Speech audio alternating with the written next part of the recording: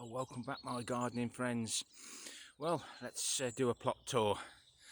I've got a new tablet, so I don't know how this will work out, but it gives me the option of turning the screen round on my tablet, and we're on plot 1. See how that comes out when we upload it.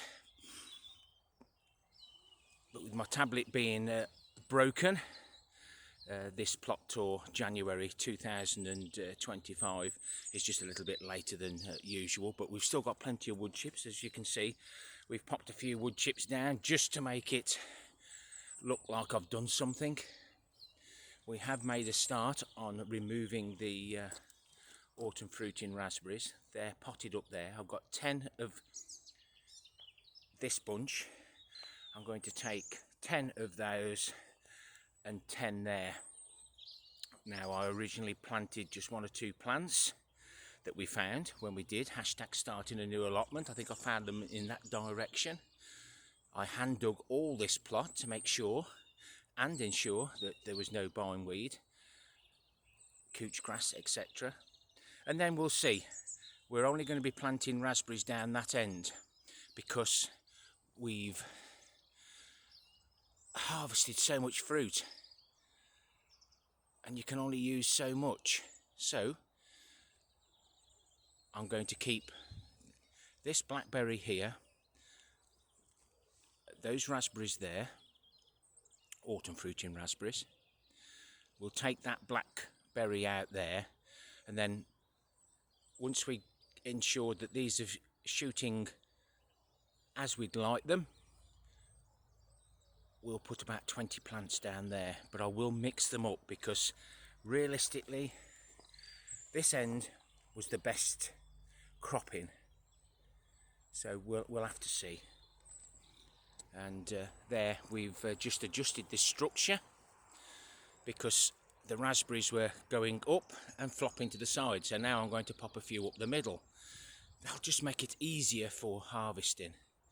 I need to take the wire mesh off the rhubarb. That was just to hold the leaves down to stop them blowing away. That was a suggestion in one of my comments. Look at that, all the leaves are still there.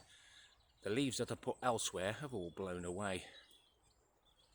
My regular manure collection point, they started putting out some of the ancient horse manure. So I'll put it there, full of worms. We'll let the worms do their work and we can use that as and when we can. I need to move all this skip vine wood up the top there, under the dry, so we can start opening some of these beds up. Spring bulbs coming up nicely. These are the ones we've salvaged from around the pear tree, etc. I've got to decide whether I'm keeping those frames because they are now breaking, designed to be put under a thermal cover, so we'll check that. I picked up a couple of pallets this morning on my way up to the allotment. You don't see these very often with the smooth edges. They're just a lot easier to help build structures like your manure runoff bays, etc., compost bins. I've got to have another fire. I had a little one. I've got to get rid of some of this debris. I need to find a new home for the wheelbarrows later on. I've got new taps, I need to get those fitted. I need to move these barrels that we cut the lids off. But we've done them so that they slip inside. Again, that's the flat edge, that's the bowed edge. We cut so much of this off, about that much, then this slides into there. And then we can cut this with a saw so that we can thread the siphoning pipes through using the metal coil to stop them kinking. It does work really well, but because this barrel is there, I can't get into these the canes, so we'll be moving that, emptying the water into one of the new barrels. These are leaning a little bit, so I can move those further down and then we can start the process of connecting all the pipes up, timer, so we can water these automatically. I'll pop the playlist for the timers on the end screen for you. Don't forget to hit the like or dislike, and drop me a comment before you go. You can see there the wheelbarrow's got plenty of water in it again, and those dumpy buckets, that one's got not split, so it's obviously filled up. I haven't touched the holly. I think I'll just have my fire and fetch it. The alpine strawberries that we've done, this is sinking a little bit, but not too much, but that will make it so much easier now to harvest the fruits. They're only small, but before it had sunk down way down here and made it awkward. I've covered the soil up, I've mulched the comfrey. As you can see, the wind blew everything about, but I've got a lot of stuff stored everywhere. It's whether I find time to get all this sorted. We've managed to do the complete total now for the compost finds, 44,670. I'll round that off, keep it to the hundreds. But that's what I've found since 2014, and some of the pots are dotted about here. And during those winds, some of these pots blew over to Mandamoo. Go and check her video out. I'll see if I can put a playlist on the end so you can go and have a look at some of her videos. I'm hoping to get these barrels tucked up into there. There's 24 bags of autumn leaves in here, and I'm religiously, he says, keep throwing some of the liquid manure on them, water, whatever I've got, just to damp them up, because there's no moisture. I control the moisture this year. There's not many berries left on the asparagus now, so I should probably get rid of those. Still not done a lot. Been busy gritting. All the winds. You don't want to feel like coming up here and being in the firing line. Lots of DIY to do at home, and making sure Mrs. K's happy.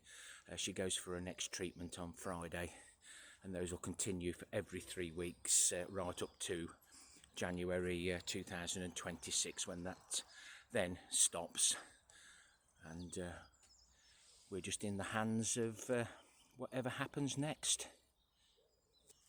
And as we finish now on plot 1, I would like to get in here and sort out all these strawberries out, tidy up, and we'll be able to get a bit of a view of the giant carrot, the giant kohlrabi, and the giant radish at that end, and we can get this all ready then for the giant veg, and hopefully a nice little harvest of strawberries as a bonus.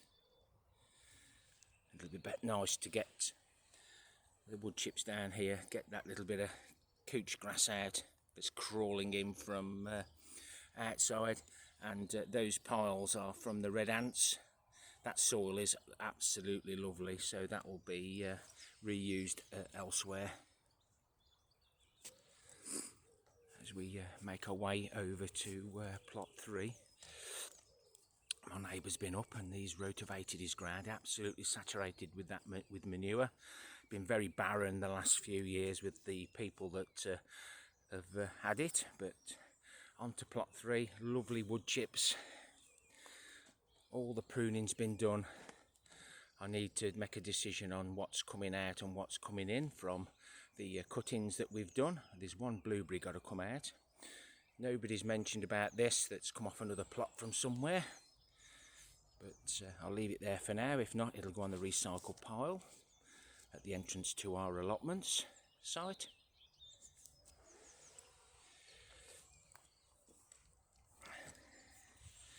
Need to do something with the Jerusalem artichokes, because the back of that bed has now, as we've discussed before, just come apart, so I might have to dig down there to be able to get the piece of wood back, but I will be doing a February vegetable harvest. Underground worm farms, no doubt they're doing okay. All that's nicely mulched.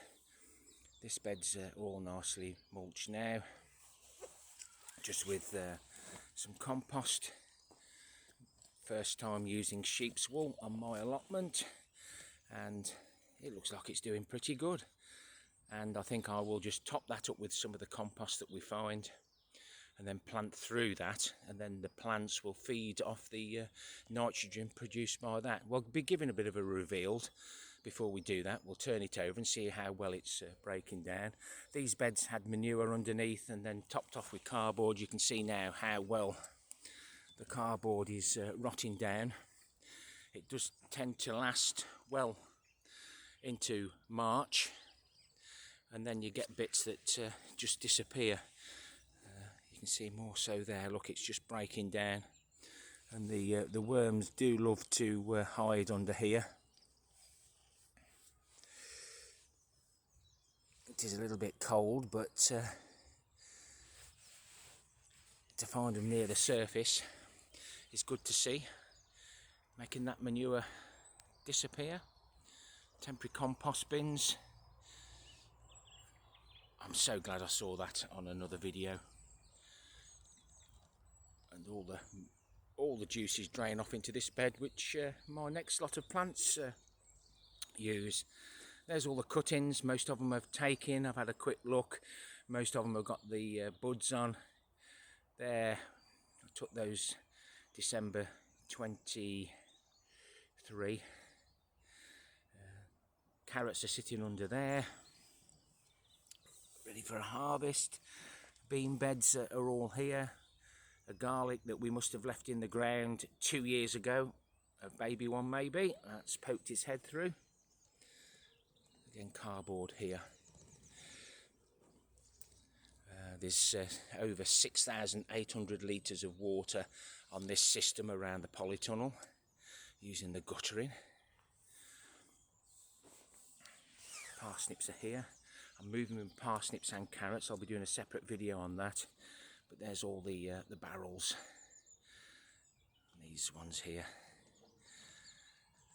Put holes in the top of those lids, and any water that drops on top goes in, and we've had massive amounts of water. It's unbelievable. Again, we've topped these beds up. We've maintained these beds over the winter. We've replaced any broken pallet collars.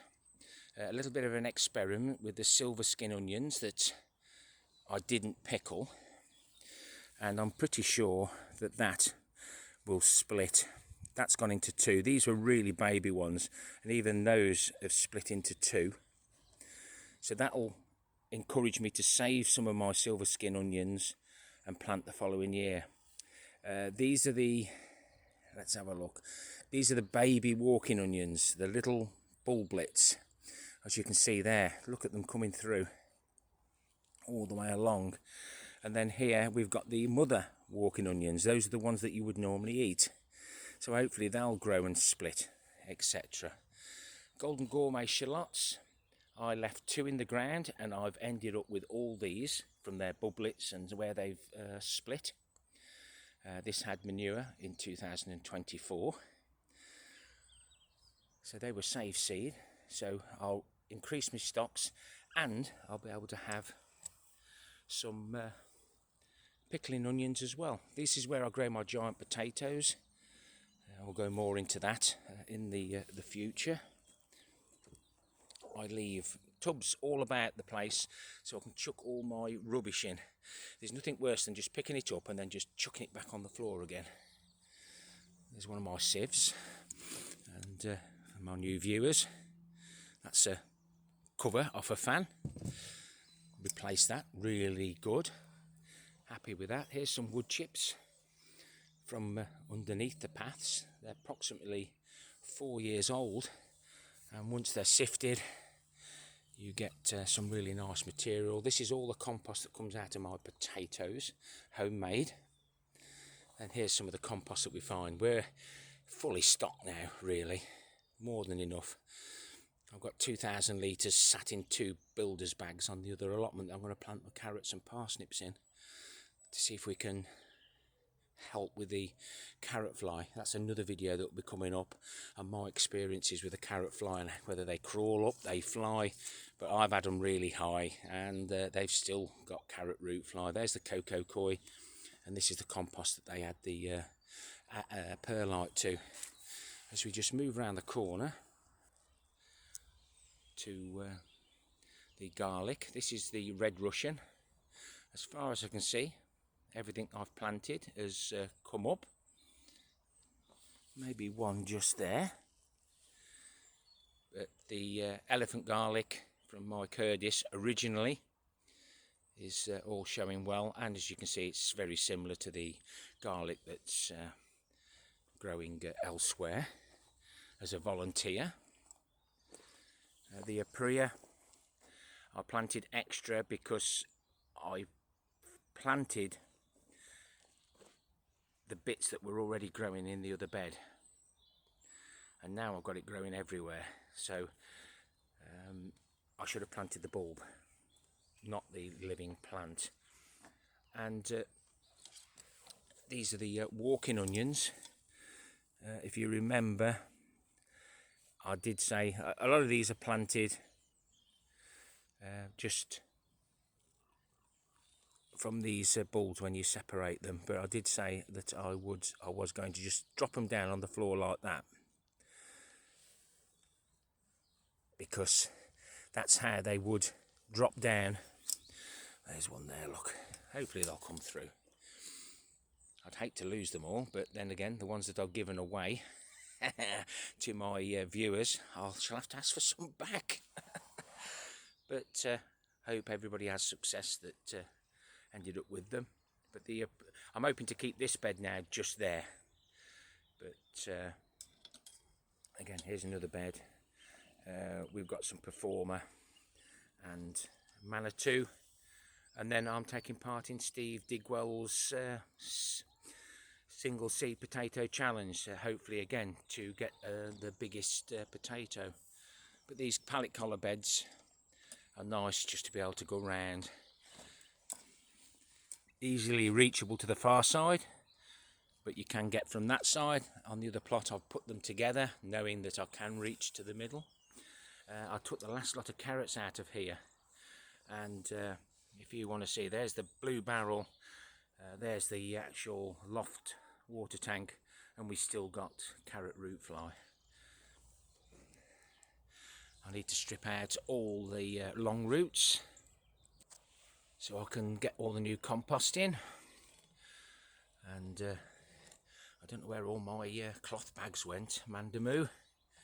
Still harvesting some celery, and some of those taps I need to install on here low enough so I can get the watering can under, or a bucket, so that I can keep it drained, because at the moment I can't see what the long roots are doing. And there's some pongo beans there that I still haven't sorted, and there's all the rest of my potatoes. A few cloth bags on there just to try and insulate them a bit. And there's the water siphoning from outside, and that warms up in the polytunnel so it doesn't shock our plants. But everything's looking green, damp and horrible at the moment. And I've got a new dumping ground in my shed. Those logs can come home now. But this is a lot better. Everything that was where those galvanised tanks were, or are now, is in here, and I'll just, when I come up, I can't be asked to tidy. I'd rather just crack on with a few little jobs, 5, 10, half an hour here and there.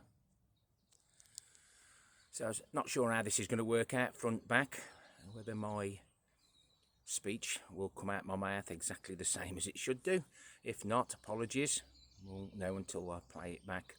But if you've liked the content, please give me a thumbs up or a thumbs down for the interaction. Leave me a comment on any subject you like, and why not consider subscribing? See what else I get up to. Happy gardening to you all. Till next time, my friends. Ta-ra for now.